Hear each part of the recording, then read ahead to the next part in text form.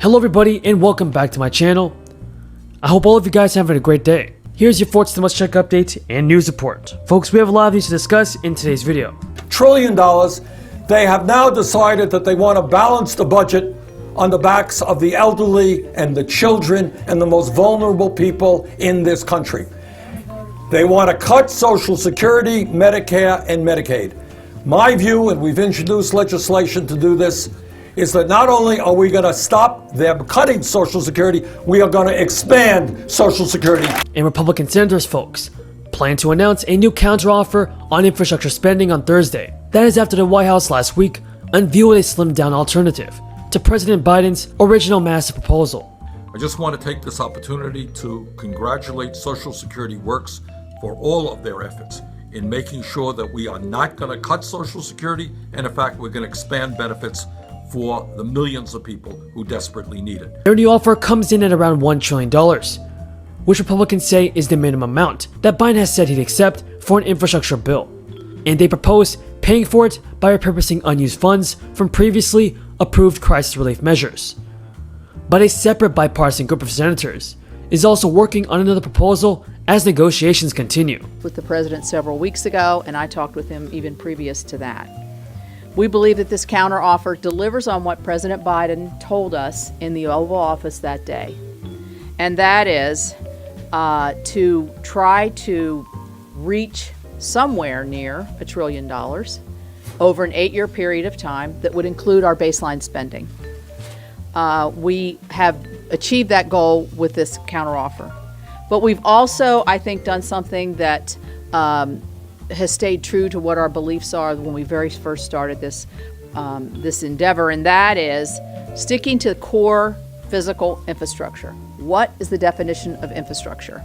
GOP Senator Shelley Moore Capito of West Virginia, who has spearheaded infrastructure negotiations, told reporters that Republicans felt that President Biden would support a $1 trillion bill over 8 years after meeting with him at the White House early this month. Senator Capito said on Wednesday, "He basically left us with the impression that he understood that we did not. I'm not saying he agreed with this, but that he understood what's going on." Now folks, Joe Biden did propose paying for a larger infrastructure bill by raising the corporate tax rate to 28%. And that's something the Republicans oppose. The White House proposed a $1.7 trillion counteroffer on infrastructure to Senate Republicans last week, roughly $500 million less than Biden's initial $2.3 trillion proposal. But Republicans say the most recent offer still includes provisions that they do not consider to be related to traditional infrastructure needs. Another round of $1,400 stimulus checks was just sent out, and more than half of Americans in the country support the move of some states to end the $300 weekly supplement to unemployment benefits, months before it officially expires. What are your thoughts on this, everybody? Should the unemployment benefits come to an end? And do you believe that it's going to benefit your state? Leave a comment down below, everybody, saying yes or no. For millions of Americans, Social Security is a lifeline. Nearly 2/3 of all seniors depend on it for most of their income. It keeps 15 million people out of poverty. And for millions of people who suffer accidents, who get sick, Social Security disability insurance is there when they need it. Now, according to the IRS, more than 1.8 million stimulus checks were dispersed in the last 2 weeks from the latest batch of payments. And this brings the total number of payments in the third round to 167 million, including add-on payments for underestimated checks that were already sent out. CEOs used to get paid 35, 36 times to the average employee, and they should get paid. Now it's over 370 times more than the average employee. As my mother would say, who died and left them, boss? No, I'm serious about it.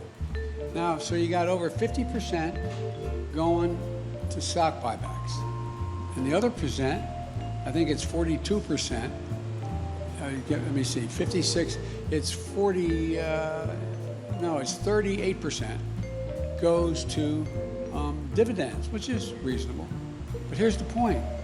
After all is said and done, that leaves 8% of that $1 trillion for research and development, salaries, new product, new enterprises, new initiatives.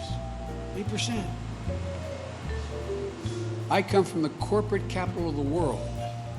Literally, more corporations are incorporated in the state of Delaware than any place in America. Combined, all the rest of the corporate registrations combined don't equal what's in my state. It used to be corporations felt they had responsibilities beyond their taxpayer, beyond their shareholders, and beyond their executives. But what is it now? Average CEO becomes a CEO for 6 to 7 years. And by the way, capitalism has incentives. One of the worst votes ever made was during the Clinton administration. Say a corporation could not deduct from their taxes more than $1 million if paid for any CEO. So guess what they start doing? 80-some% of CEOs now get paid in stock options. Why do you think they buy back the stock? To raise the price in the stock. They're not bad guys.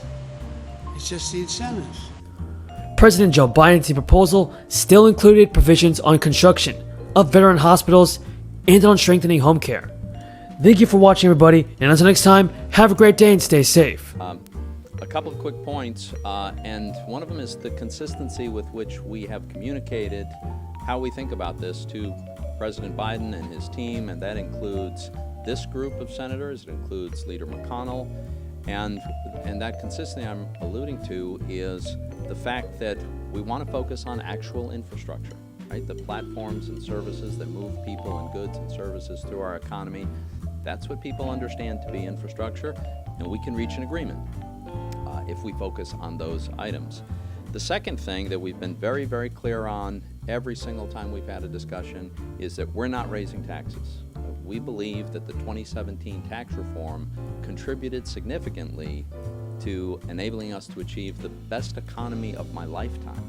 And that's no small thing, and we're not interested in undoing the provisions in the tax reform that allowed us to get there. And then finally, we've also observed that there's a tremendous amount of money that was approved in previous bills, 6 bills over the course of the last year or so, trillions of dollars, and many hundreds of billions have not even been spent yet.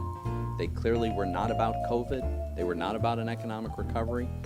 If you think about it this way, if you look at the offer that we're putting up on the table today in spending, which the 928 figure, and you look at the $355 billion, which is already in the pipeline, expected to come in the form of revenue for the Highway Trust Fund, there's a gap that needs to be filled.